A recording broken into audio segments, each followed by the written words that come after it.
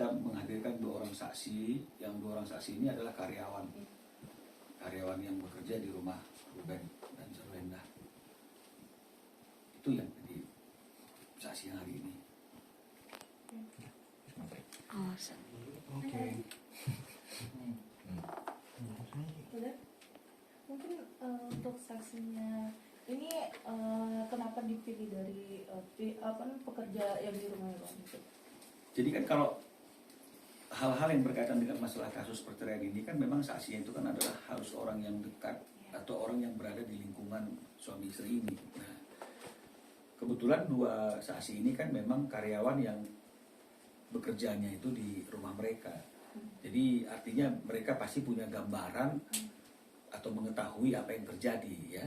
Meskipun ya artinya zaman sekarang kan orang kan nggak ada tuh suami istri ribut di depan umum ya, pasti mereka akan masuk kamar ributnya kan begitu. Tapi yang pasti mereka karyawan di situ dan menyatakan bahwa memang selama 6 bulan ini antara Ruben dengan Sarwenda itu kan sudah tidak tinggal bersama lagi ya. Jadi ini kan sesuai juga dengan apa yang kami dalilkan dalam gugatan kami itu, karena sudah tidak ada kecocokan, akhirnya mereka itu masing-masing tinggal di tempat yang berbeda. Jadi 2 saksi itu menerangkan hal yang seperti itu. Untuk saat ini mungkin dari Ruben Onsunya sendiri tinggal di mana, Bang? Kalau Ruben kan sekarang tinggalnya di mana ya? Nah, di apartemen kalau nggak salah tinggalnya ya. Kalau saya nggak tahu juga, saya nggak pernah tanya juga dia tinggal di mana gitu. Nanti dianggap kepo kan gitu ya. Untuk harta gonognya apakah masuk dalam gugatan juga atau seperti apa, Bang? Karena kan ada rumah nih yang baru mereka buat, bisa dibilang seperti itu.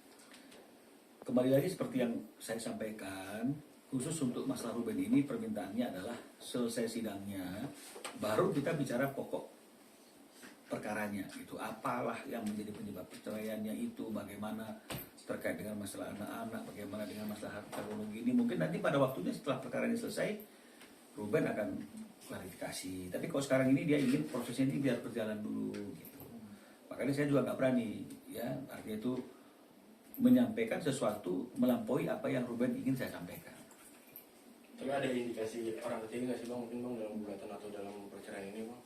Saya nggak bisa jawab juga karena itu udah masuk ke pokok perkaranya gitu. Nanti pada waktunya teman-teman akan bertanya langsung aja ke Ruben apakah ada indikasi itu atau tidak. Karena kalau saya buka berarti sudah masuk dong kita ke pokok perkaranya, dan saya terikat dengan apa yang saya janjikan dengan klien tidak akan masuk ke substansi ke perkaranya. Padahal dari awal ketemu dengan teman-teman media pun kalau bisa jangan gitu. Tapi saya bilang nggak bisa Ben, kan nggak bisa dihindari terus. Tapi kalau bicara terkait dengan masalah prosesnya kan itu nggak kita sampaikan, teman-teman media juga bisa dapat dari humas kan gitu. Jadi ya kita sampaikan saja gitu. Tapi kalau masalah substansinya memang nanti pada waktunya Ruben akan disampaikan sendiri. Abis putusan ada kemungkinan Ruben mau ngomong masih, Bang, soal masalah ini?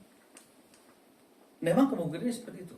Setelah putus mungkin Ruben akan melakukan soal perceraian. Iya.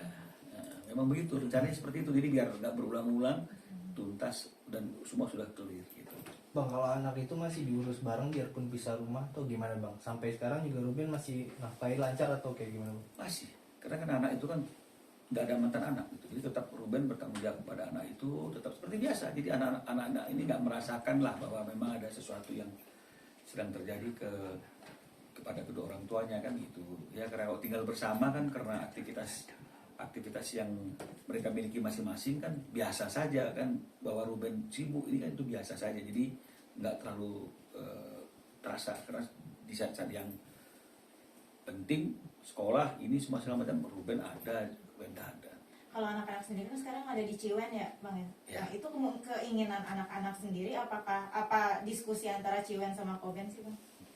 Masalahnya apa nih? Ya, yang penting anak-anaknya ikut Wenda kan itu. Iya, anak Wenda ya itu. Ya pasti kan ini anak-anak masih di bawah umur ya, pasti kan tentu ya anak di bawah umur ya di mana ibunya kan disitulah dia, itu lebih aman kan gitu ya. Meskipun ya kalau ada apa-apa pasti sebagai seorang ayah Ruben kan juga pasti perannya juga akan tetap ada kepada anak ini. Berarti berdasarkan diskusi antara Ciwen sama Koben juga ya itu? Atau sempat ada rebutan? Saya nggak pernah tahu itu ya, karena saya nggak pernah diinformasikan terkait dengan masalah apakah itu hasil diskusi, apakah ada rebutan. Tapi yang penting inilah apa yang teman-teman lihat, Ruben masih tetap memiliki hubungan dan komunikasi yang baik dengan anak-anak, kayak itulah yang terjadi. Soal Detran juga kan dia ikut ke ibunya ya, padahal dia usianya juga sudah dewasa dan sudah bisa memilih juga. Ya, tapi itulah dia yang terjadi. Tapi ada nggak sih bang mungkin sejauh ini dari pandangan abang kemungkinan untuk mereka berdua rujuk atau udah sangat kecil gitu bang? Kalau pandangan kan itu subjektif ya. Tapi kalau kita bicara mengenai masalah fakta yang hari ini kan ini persidangannya kan sudah sampai kepada pembuktian saksi. Artinya sedikit lagi akan sampai kepada keputusan.